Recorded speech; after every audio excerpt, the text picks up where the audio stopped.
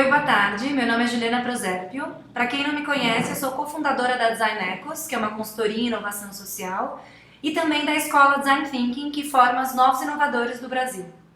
Eu comecei a semana falando um pouco sobre o que o empreendedorismo pode fazer para deixar um legado para o Brasil e como o empreendedor é muito importante para a Copa, para esse momento das Olimpíadas, e como que ele pode fazer para realmente gerar impacto para o Brasil e transformar o Brasil. Alguns internautas me mandaram algumas perguntas e hoje eu vou responder. Eu vou usar aqui um papel como colinha para eu lembrar as perguntas e vou respondendo em seguida, tá bom? A primeira pergunta é do Marcelo e ele pergunta como o Design Thinking ajuda a desenvolver inovações. Bom, o Design Thinking é uma abordagem, um modelo mental que ajuda a acelerar o processo de inovação. Ele é baseado em alguns pilares que eu já falei da vez anterior, que é a empatia, a colaboração e a experimentação. A gente acelera a inovação porque a gente realmente entende quais são as necessidades das pessoas.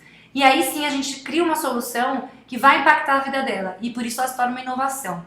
Inovação só é inovação se alguém a percebe tal como. Eu não posso virar e falar assim, o meu produto é inovador, sendo que nenhum usuário realmente considera que ele é inovador.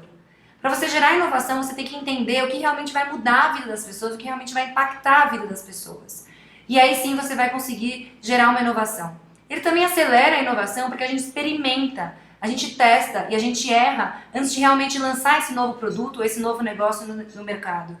Isso faz com que você aprenda e aí sim itere o seu negócio ou o seu produto para aí sim lançar no mercado algo realmente de efeito. A segunda pergunta é sobre as diferenças entre a formação de gestor social a um gestor tradicional.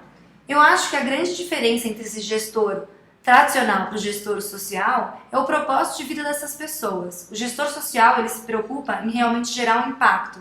E aí, por isso, ele tem que ter uma formação muito mais holística, que ele consiga olhar ecossistemas e sistemas completos. Por isso, ele precisa de uma formação que seja, ao mesmo tempo, racional e direta e, ao mesmo tempo, mais humana. Ele precisa unir esses dois lados. Ele precisa ficar sempre caminhando entre o lado mais humano e a praticidade e a racionalidade. Para isso, ele tem que ter uma visão um pouco mais completa e participar e partilhar as decisões com várias pessoas. Então, ele também tem que ter uma nova mudança de gestão e de liderança. Ele não é mais aquele líder de comando e controle, mas sim um líder que ouve muito mais e que entende muito mais quais são as reais necessidades das pessoas que trabalham com ele e das pessoas que ele está querendo impactar. A última pergunta se refere a como inserir o Design Thinking nas organizações. O internauta pergunta que isso é muito difícil de acontecer e na hora que você está realmente trazendo o Design Thinking para as organizações, isso gera uma mudança cultural, um choque cultural enorme na equipe. E aí ele pergunta quais são os maiores desafios ao líder dessa mudança. A gente estava falando um pouco de liderança na pergunta anterior e eu acho que isso tem muito a ver também para o líder que vai trabalhar com Design Thinking.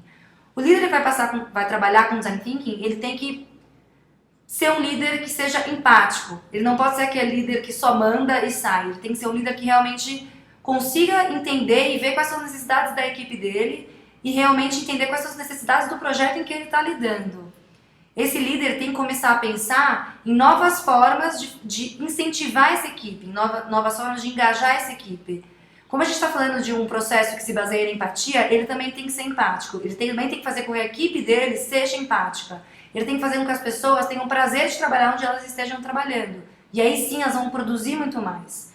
Esse líder tem que fazer com que as pessoas entendam qual que é o propósito da organização, qual é o propósito delas naquela empresa. E aí sim você vai alinhar todo um discurso para fazer com que todo mundo tenha o mesmo direcionamento dentro da empresa e aí sim consigam caminhar juntos para levar essa organização à inovação. Bom, espero que tenha respondido as perguntas de vocês. Fico à disposição para as próximas perguntas.